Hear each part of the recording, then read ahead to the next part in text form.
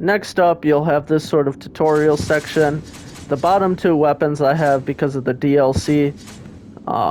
You don't really need to worry about it. The Tonfa are just faster versions of the dual swords, and then the Odachi is just a better version of the spear and axe put together. But you don't really need them. I won't be using them for this run, in case you don't have the DLC. Now, for the starter weapon, this is the weapon you'll start out at the beginning of the game. I would highly recommend the spear, just because of the attribute bonus. Obviously increases your body, which is your health, so you want to pick that, and it's a long range weapon. That's why the spear is great. And then you can pick a second weapon. This just exclusively increases your stats.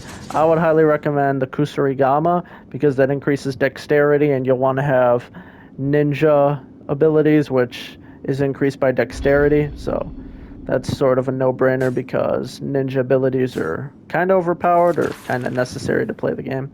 Right here, very important. You want to pick Daibawashi. Has a totally game-breaking ability. You'll definitely want that. These two, I mean, they're good, but Daibawashi can break the game, so that's what you want to have. Once that's done, make sure Spear, Kusarigama, Daibawashi. You can choose to play the tutorial or not, doesn't matter. Now, the tutorial is honestly very effective at teaching you how to play the game. I mean, sure, you start out with the wooden sword, which is kind of annoying, especially for spear users, but it does do a great job of teaching you the mechanics. Obviously, equip the sword, make sure you're using it. These enemies to start out don't attack, so, just hit them. And then what I did there is a key pulse, but don't worry, they'll teach you how to do that as well. Really helps to recover your stamina. So obviously, lock on, push R3, and then just whack the enemy. Don't worry, they'll teach you. There's a few mechanics in Nioh. You push X to dodge, hold L1 to guard. It's kind of annoying. And then I think you gotta kill the enemy. Yeah, okay, you gotta do L1 and X to dodge out of the way and then kill the enemy. So this stances, very annoying having to watch those long guides. Basically, to change stance, you hold R1, and then you can push triangle for high stance, which gives you powerful attacks. Push R1 and square for mid stance, for sort of medium strength, medium speed, and then low stance,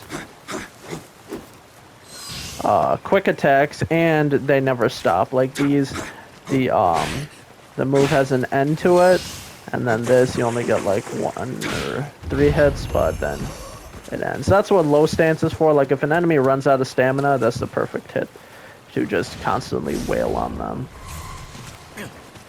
So, low stance, mid stance, and obviously it's kind of annoying having to keep looping around for all these different tutorials, but that's how it goes. Still, though, obviously I don't even think this enemy attacks. So, that's nice. Although I don't even think you can take damage, when they did attack. So this is key pulse. Basically, it says when the blue lights come around you after an attack, you can kind of see it, but it's better to just look at your stamina bar. That's a much more visual indicator. You can see your stamina bar is kind of pink, and then it fills up with a light green. Once it's completely full, then you want to do a key pulse for perfect. Obviously, though, any key pulse is better than no key pulse, so just after you've attacked, if anything, just wait a second, and then you can just push R1. That's how you do that. But obviously, perfect is the best. And this is a perfect reason why. We can see here, does this guy attack? Okay, yeah, so you can kind of see the stamina recovers very slowly in here as opposed to here. So what you want to do is you have to do a perfect key pulse, just like that. Very difficult, but it takes practice, as with that. It's not super difficult, but you have to practice it. Oh, that's kind of annoying. They gave me the axe. The axe, in my opinion, is the worst weapon in the game because it's just so slow. Like in that time, just about any enemy could hit you. The one benefit of it is it does massive damage, does massive stamina damage, but like I said, if the enemy's actually hitting you back, they're gonna hit you back guaranteed.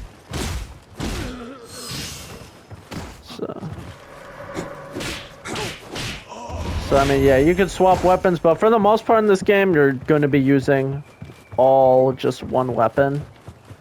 Or maybe like two of the same type of weapon. Like, it's all just going to be one type of weapon in this game, because you're going to be the best at one weapon in particular.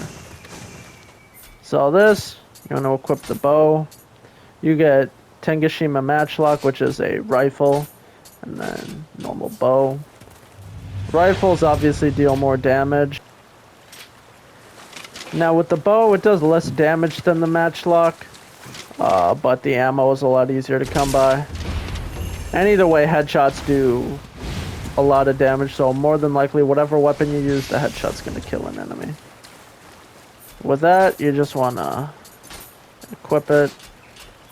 You'll collect plenty of these over the course of the game, and what they do is they let you charge up your spirit so that you can sort of do this move known as living weapon, which you did in the tutorial. So you can kind of see now. Basically makes a lot of damage, so you can kind of one-shot enemies.